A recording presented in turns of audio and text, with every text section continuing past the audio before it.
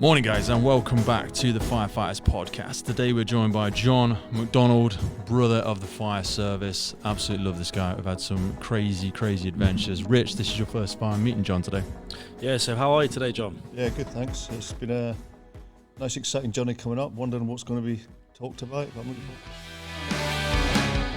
You actually had quite some different elements of careers before. Yeah, I mean, at 17, I was in the army at 17, and I left. Did you join at 17 in the army? Yeah, I joined at 17. I joined the army to get away from a difficult domestic situation. Okay. So you've seen a lot of change as well, I'd imagine, in the fire service. Yeah, I've seen an awful lot of change for the better, and I've seen an awful lot of change for change's sake, which is not necessarily the best way forward, I don't think. Yeah, change for change's sake. Sometimes it's a little bit of like a rebranding tool, just sometimes a little bit of self-promotion. Yep. Sometimes there is some tangible benefits come out of it, but I know what you're saying. Sometimes it feels like we're trying to reinvent the wheel. Yeah, it always kind of happens, particularly when you get changes of management tier structures and what have you. Someone new will come in and they'll try and put their stamp on it, and then there's often a slight change in direction and so on and so forth with no real rationale behind it. So it kind of does upset the apple cart a little bit, but there's a lot of good that does come out of it. I lived just too far away from the fire station to make the first pump all the time. That is the whole thing. People don't remember that about on-call, because you can be interrupted with your family and stuff like that, but it becomes a race amongst colleagues, doesn't it? Because everyone's trying to make that first pump. That's it. It was literally, you were almost racing, and obviously following all of driving excessively, and you think you shouldn't be doing this. And I knew we were lucky in my service that there was a whole time recruitment campaign coming up. So I just knuckled down, went through the process. Luckily, passed it all, and I've never looked back really.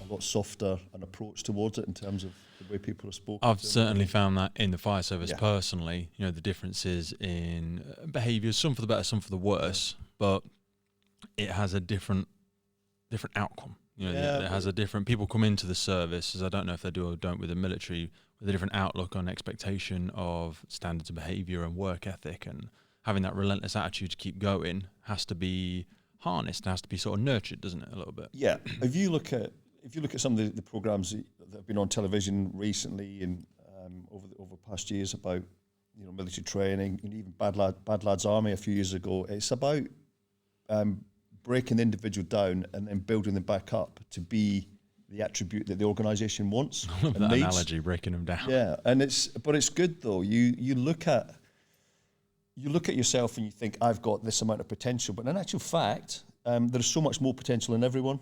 Yeah. And it just needs to be unlocked, and it's finding the key to unlock that potential. I love what you say there about it's not necessarily competing against anybody else, like you were saying about you always want to do one more set, you always want to set yourself a challenge. It's the perfect competition, isn't it? You versus you. Yeah. Because there's always more. Always more. And I think people are motivated in different ways. Do you think the military attracts people that want to better themselves, or do you think it attracts people that want to be better than somebody else? What did you find there was more of in your sort of intake? Or do you think experience? it's more people trying to escape, trying to run away? Right, it's a mix of all three, if I'm honest. I was conscious of the fact that there were always people that were trying to shine above everybody else. Yeah. And there were a lot of, if you like, people escaping, the easy route, if you like, even though it's not an easy route. Healthy mind, healthy body. I love that aspect of it, the healthy mind, healthy body approach to it. Because you say about doing these fitness challenges, and we'll speak a little bit about the British Firefighter Challenge and some of the fire service stuff, but you were always pushing yourself physically way before these, because I know you've got a little bit of a powerlifting background, you've got a bit of a bodybuilding background. What was your first fitness love, if did you play sports as a kid? Well, yeah. So when I was a kid, because being in the military, you're always running. You kind of every day you're out for a run, or you're out for a tab. So tactical advanced to battle. So you've got kit on your back, and off you go for. Which for anyone that's not done it is a whole different kind of cardio, isn't it? Yeah. You see marathon runners, I can do 10 miles. right, now put 40 pounds, 50 pounds, 80 pounds on your back. Yeah. Now run 1 mile. It's completely different. And one thing I learned about that, empowered those beneath him who had the skill sets to deliver what they needed to deliver. David Marquette was the guy. David Marquette. Really, really interesting story. Yeah, and it was brilliant. And I think, and we've kind of got that in our service now, to a degree, and I think that is really, really important. And it's the same in not just in your work life, it's like your home life. Absolutely. Like for example, yesterday, I gave my 11-year-old a few tasks to do around the house because I could have done them. Yep. I know that she's more than capable of doing. Yep. But while she was doing those, I was carrying out some tasks that she was unable to do. Yeah, so it's empowering people to do the things that, but also sometimes you can't do them. So you go back to that David Marquette analogy, and I love this way of demonstrating true leadership, and I use it myself when I attend jobs as an incident commander. If we are there with there's an electrical issue with a building, or let's use animals for example. Yeah. Now I keep horses, but let's say I had no experience with animals. I go to a job where there's a bull that's been involved in an accident or it's stuck in a river or something like that.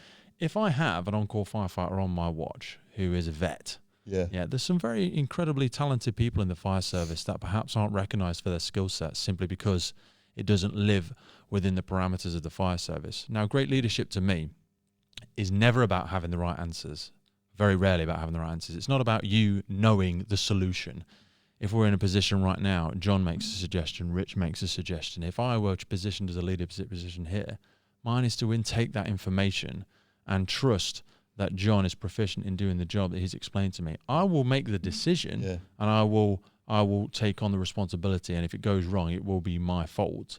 You'll take that responsibility, but it's not for you to blindly make decisions and feel as though you have to have all of the answers. You don't have to have the answers. You have to listen to the information. You have to weigh the risk versus the benefit, and then you have to make the decision. You sugarcoat it, or you just straight to the point, straight in there? No, I'm fairly blunt, to be fair. I think that's the best way. I am myself. You've only had that minor slip. You haven't fallen and broken your leg. You've just had a minor slip. You've tripped over. Yeah. Let's not take the whole hog, dislocate the hip, and find yourself in hospital. Let's just rewind, reorg, and then move on. Okay, you've had your chocolate, or you've had your few chips out of your kid's plate, or whatever it is. Now, John, your mentality and way of thinking, obviously very, very disciplined and structured. We just spoke about that cake then. So if you were to have that little bit of cake, would that be just for you to feel good, or would you then go away and train harder, or the next day reduce calories even more, or?